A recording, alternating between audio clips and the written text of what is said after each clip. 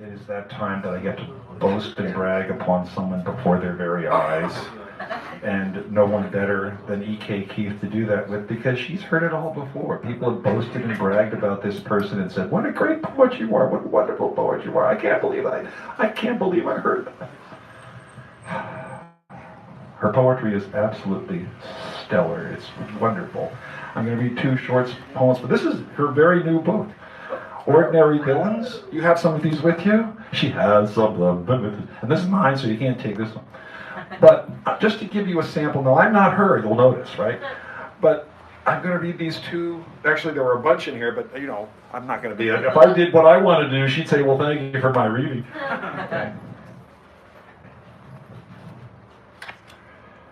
This is Junkie Uncle. My junkie uncle was an artist whose work never went anywhere. So he lives with my grandmother, and my aunts take care of them both. They don't get along, my aunts, so they arrive on different days to cook and clean, so my junkie uncle and my grandmother can eat and watch TV.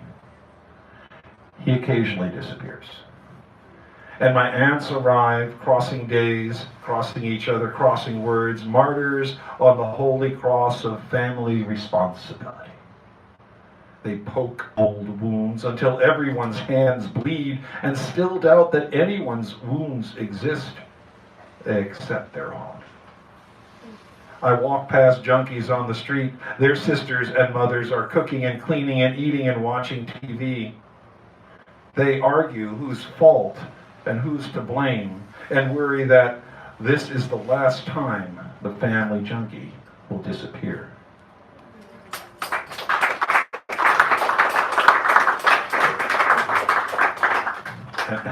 And this one, I loved it so. Advice. When a man tells you you are beautiful, don't believe him so much. His eyes are your only mirror. First, his eyes lie about the perfect clarity of your skin in the morning, the smooth curve of your lip, the dip of your navel, the hollow between your breasts where the memory of a kiss still lingers. Then, when he hurts you, his eyes lie about the scars and blackheads on your face, your fat, pimpled ass, your big belly, your droopy, lopsided boobs. After he hurts you, you will stand alone in the bathroom, brushing your teeth. The toothpaste speckled mirror will crack in your eyes. Don't lose your beauty in a man's eyes. Keep it for yourself. E.K. Keith, ladies and gentlemen. I had to do that. I've never done that before, but she's very patient and kind. Give her a nice one. Come on, let's keep it up there. Woo! And Homes Under the Dome. This is the person that's responsible for that and more. Thanks, Dan. I forgot to say that. That's okay. All right. But I did say it after. That's true. Well, Poems Under the Dome is coming up again. Yes. On April 18th. It's a Thursday night from 5:38, at City Hall, the big white building downtown.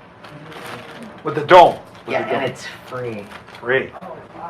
So, one of the things that I've really enjoyed about publishing my book, Ordinary Villains, is just what happened here, is people reading my own poems back to me. It's really a tremendous honor, and I thank you for that.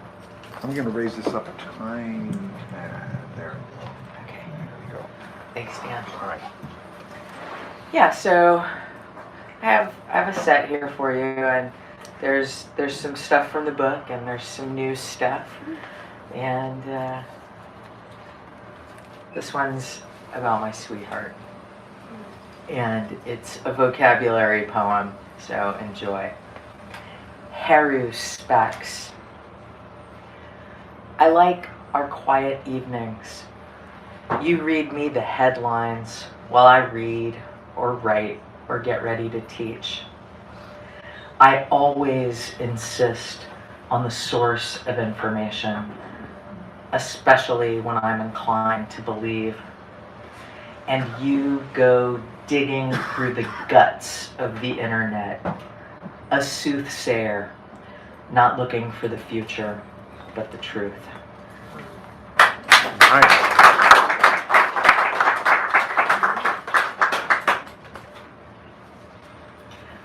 Lest you think my relationship is too serious, this is called dumpster dive.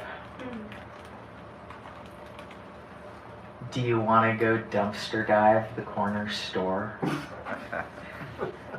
In my mind's eye, I see ripe produce riddled with tiny spiral trails of radioactive isotopes. I say, I admire your urban survival skills, but you've been freaking out about plutonium all day, and now you want to rescue food that's been overexposed? Well, I guess that's true, he says. At least we won't have to worry about botulism or salmonella.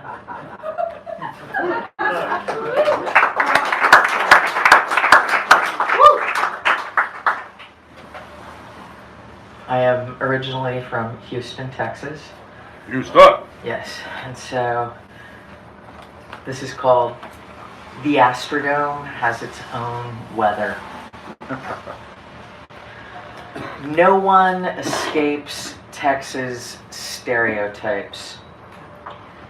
People always interrogate my lack of hick accent, backward politics, and family ranch, but they never ask me about baseball. It's not in the stereotype's DNA, like boots or barbecue. The Astros are our team. Dad liked to sit in the bleachers, the cheap seats, way out in left field, or in the gray layer of the Astrodome, where nobody liked to sit, halfway up the orange rainbow. The eighth wonder still wears an internal jersey, layer by layer, stadium seats monochromed to match the home team, except the gray layer. Tickets there were cheap or free for school groups or scouts and such, because its failure to orange dampens your feelings about whatever you're witnessing. In the gray layer, a grand slam home run earns some applause. And it occurs to you that there won't be a line for the bathroom right now, as the pigeons and the grackles swirl, disturbing the wispy clouds that always form at the top, just before it rains inside the dome.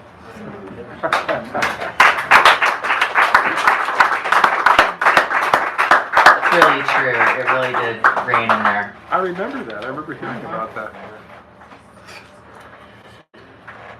I got a lot of love poems for y'all tonight. Good. I know. Woohoo! Love, love. Yeah. After a summer spent apart. The refrigerator rosé is past its prime, but it's okay. We drink it anyway. We're used to California wine, and this is French, so we pretend it tastes like it should. We sit between tart kisses. I missed you, and I'm so glad you're home. Nice.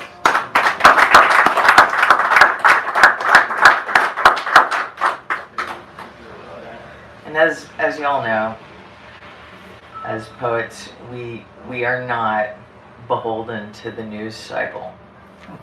The what? The news cycle. Bubble. That horrible concept Yes. that makes us believe things are over when they're really not. California, November 2018. My tea's gone cold in a red cup whose mouth is a little too wide.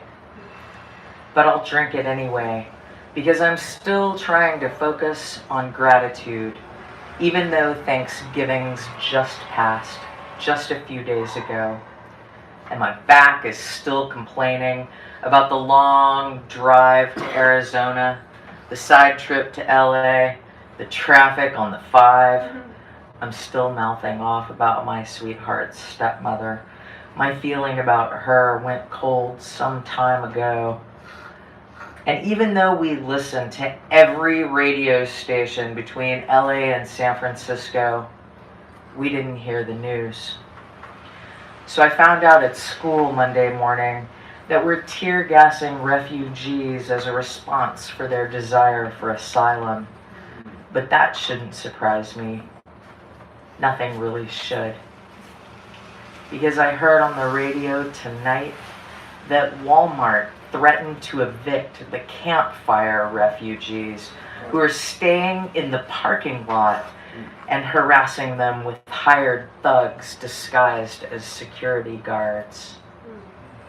So I'll be grateful for what I have and finish this cold tea.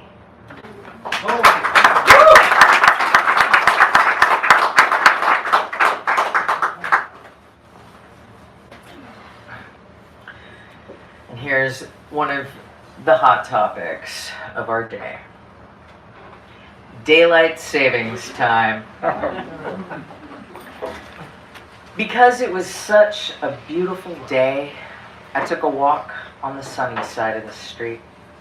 I can't explain why the city air felt so fresh, and the clouds I'd been carrying all day, dark and heavy from reading the news, the petty frustrations of work, all my little aches and pains, they all went away. And I looked up at the city hawk in a lazy spin, and my skin soaked the sun in. April is too real. How did the days get so long, so fast? This is a mass delusion of control. All of us pretending that resetting our clocks makes us powerful, like gods willing the sun to shine just a little longer because it was such a beautiful day. And we'd be fools not to after such a winter.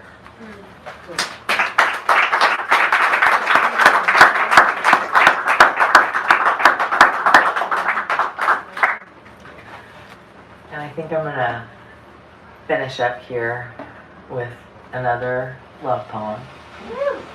It's about everyone's favorite kind of love. Narcissism.